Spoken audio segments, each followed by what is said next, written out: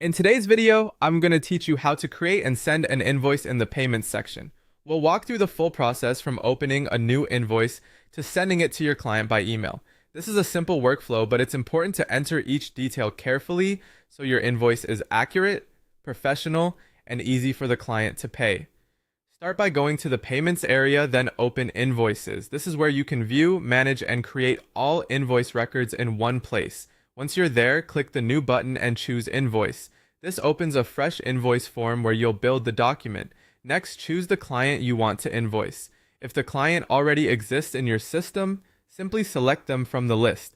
If they're new, click Add Customer and create a new customer profile before continuing. Make sure the customer details are correct, since this information will be tied to the invoice and used when it's sent out.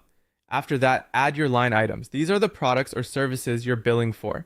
Enter each item clearly so the client can easily understand what they're being charged for. If needed, include multiple line items to break down the total in a clean and professional way. While you're filling this out, set the correct currency for the invoice as well. This is especially important if you work with clients in different regions, because it ensures the payment amount is presented properly from the start.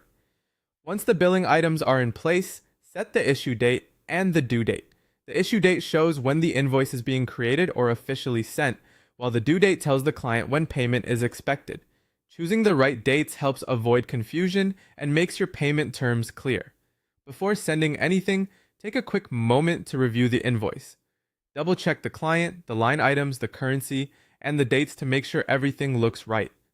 A short review now can save time later and help prevent payment delays. When you're ready, click Send. This emails the invoice directly to the client and includes a payment link, making it easy for them to review the invoice and pay online. That final step helps streamline the payment process and can improve how quickly you get paid. And that's it. That's how to create and send an invoice through the Payments and Invoices section.